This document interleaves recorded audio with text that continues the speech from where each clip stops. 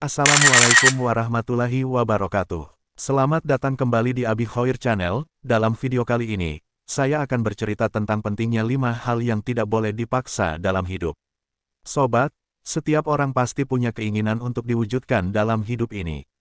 Entah itu cita-cita, impian, atau harapan, namun terkadang ada hal-hal di luar kuasa kita hingga sekuat apapun dipaksa terwujud dan tidak akan pernah bisa, atau malah bisa berujung tidak baik dan akan menyiksa batin kita.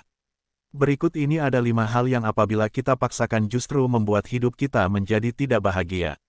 Yang pertama, berhentilah memaksa orang lain untuk berubah seperti keinginan kita. Kita harus pahami bahwa perubahan hanya terjadi ketika orang tersebut memilih untuk berubah dengan sendirinya, dan bukan karena dipaksakan oleh orang lain. Memaksa orang lain untuk berubah hanya akan membuat mereka akan merasa tertekan dan tidak nyaman.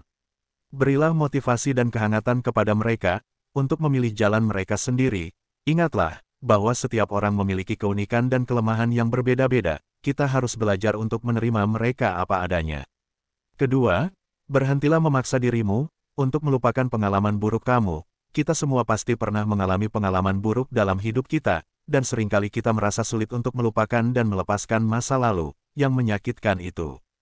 Kita harus belajar untuk menerima pengalaman tersebut dan belajarlah dari pengalaman itu. Setiap pengalaman buruk dapat mengajarkan kita pelajaran berharga tentang diri kita sendiri dan hidup yang lebih baik. Ketiga, berhentilah memaksa orang lain untuk sembuh. Seringkali kita merasa prihatin dengan orang lain, namun yang harus kita pahami bahwa tidak mungkin kita memaksa seseorang sembuh secara mental dengan cepat. Setiap orang memiliki proses pemulihan mereka masing-masing, dan kita harus memberikan bimbingan, pandangan, dan harapan pada mereka, bukan memaksakan pemulihan kepada mereka.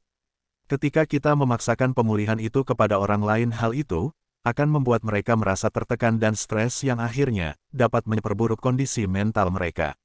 Doakanlah mereka agar mereka mendapat hidayah Allah.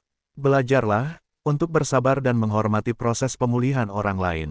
Yang keempat, berhentilah memaksa orang lain untuk menyukai kita. Berikan ruang dan waktu bagi mereka untuk membuat keputusan mereka sendiri tentang hubungannya dengan kita. Dengan cara ini kita dapat menciptakan hubungan yang lebih positif dan lebih bermakna dalam hidup kita di kemudian hari.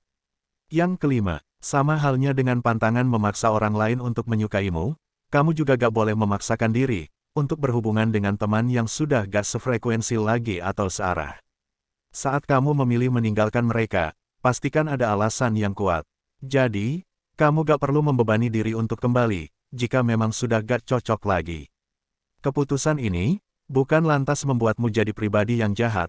Kamu berhak memilih pola hidup sendiri, yang dirasa lebih mampu memberi dampak positif dalam hidupmu. Tidak menjalin hubungan lagi juga bukan berarti kamu membenci mereka. Bangunlah hubungan yang baru dan sehat, sesuai dengan perjalanan hidup kita saat ini. Ketika kita berhenti memaksakan diri kita untuk kembali berhubungan dengan orang-orang yang tidak lagi sefrekuensi, hal ini dapat membebaskan diri kita dari tekanan dan bukalah lembaran baru dalam hidup kita yang lebih bebas dan bahagia. Itulah 5 hal yang tidak bisa kita paksakan dalam hidup kita. Semoga bermanfaat. Terima kasih.